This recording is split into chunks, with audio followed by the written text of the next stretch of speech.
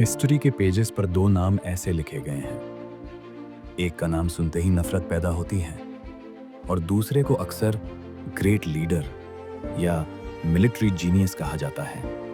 लेकिन सवाल ये है, जब एडोल्फ हिटलर और जंगिस खान दोनों ने लाखों लोगों को मरवाया, शहरों को तबाह किया, तो फिर एक विलन और दूसरा जीनियस क्यों? आज हम हिस्ट्री का वो सच खोलने वाले हैं जो बुक्स अक्सर सीधा सीधा नहीं बताते। हिटलर 20th सेंचुरी का वो नाम है जो सिर्फ जर्मनी नहीं, पूरी दुनिया के लिए खौफ बन गया। उसने जर्मनी को पावरफुल बनाने का नारा लगाया, लेकिन इस पावर की कीमत बहुत ज्यादा थी। नाज़ी आइडियोलॉजी के मुताबिक सिर्फ एक खास रेस को सुपीरियर माना गया।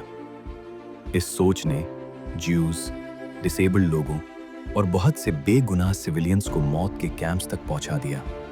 सेकेंड वर्ल्ड वॉर के दौरान यूरोप के शहर शहर खून बहा। हिटलर के फैसले सिर्फ फौज तक महदूद नहीं रहे, बल्कि आम इंसान को सीधा टारगेट बनाया गया। इसलिए हिस्ट्री ने हिटलर को सिर्फ एक डिक्टेटर नहीं, बल्कि इंसानियत का दुश्मन के तौर पर याद रखा। अब बात करते हैं जंगिस खान की। 13th सेंचुरी का एक ऐसा लीडर जिसके नाम से एशिया और यूरोप का आधा हिस्सा कांप उठता था। जंगिस खान ने भी कत्लेआम किया, शहरों के शहर मिटा दिए गए। अगर कोई शहर बगावत करता तो मिसाली सजा दी जाती।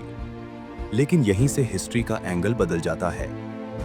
जंगिस खान ने सिर्फ जंग नहीं की, बल्कि एक सिस्टम भी बनाया। मेरिट पर लोगों को ऊपर लाया, मजहबी आजादी दी, ट्रेड रूट्स को सेफ बनाया, कानून और डिसिप्लिन एस्टैब्लिश किया।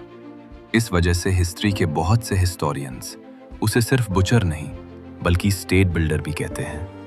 अब असल सवाल, दोनों ने खून बहाया, फिर जजमेंट अलग क्यों? टाइम पीरियड का फर्क।